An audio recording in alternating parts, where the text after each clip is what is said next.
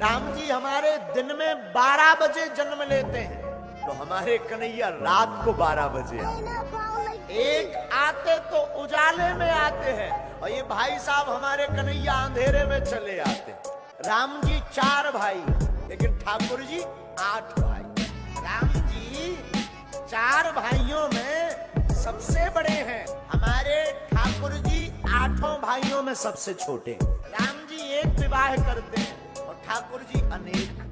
रघुनाथ जी तो एक ही पत्नी व्रतधारी है, जानकी। ये हमारे ठाकुर जी चले आओ, तो राम जी विवाह एक, ठाकुर जी के विवाह अनेक। अब और क्या विपरीत परिस्थिति है।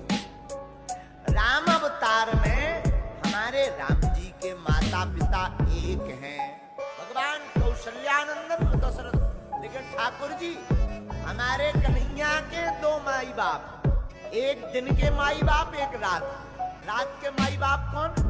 रात के माई बाप हैं देवकी और वसुदेव जी, दिन के माई बाप हैं यशोदा जी और नंद बाबा जी। इसलिए इनको देवकी नंदन, यशोदा नंदन और भैया वसुदेव नंदन कहते, वासुदेव भी कहते, और इनको नंद नंदन भी कहते हैं।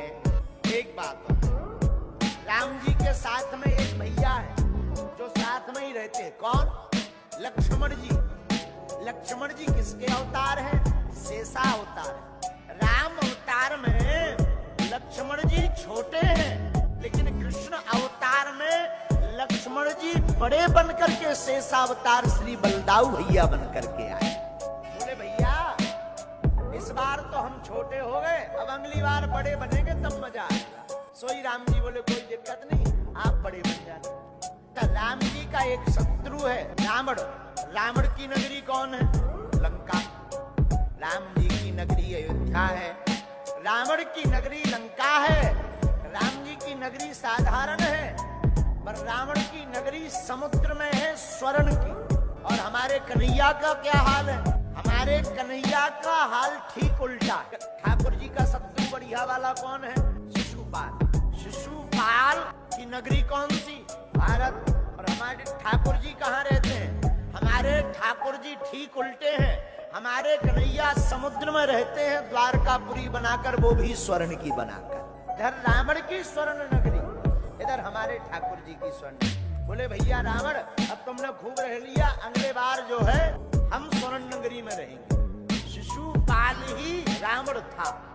रावण ने रघुनाथ जी की पत्नी का हरण किया। भगवान बोले कोई बात नहीं, कर लो, अगले जन्म में हम देखेंगे। तो जब द्वापर युग आया, वही रावण शिशुपाल बना।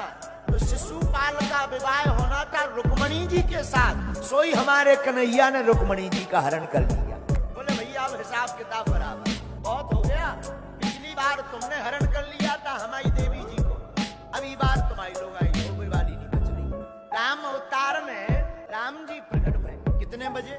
12 बजे प्रकट भये। लेकिन 12 बजे प्रकट भये तो राम जी अवतार लेते ही रो रहे हैं। राम जी रो रहे, पर दशरथ जी बड़े हंस रहे हैं। राम जी बोले कोई बात नहीं, आप हंस रहे सो कोई दिक्कत नहीं, पर अगले अवतार में हम इसका भी बदला ले लेंगे। और आप कृष्ण अवतार पढ़िएगा तो वही दशरथ जी देवकी वसुदेव बने हैं, तो ये रो रहे हैं और भगवान मुस्कुराते हुए गोकुल चले गए हैं। हमारे रघुनाथ जी कैसे हैं? माता पिता के प्रति हमारे रघुनाथ जी बड़े समर्पित।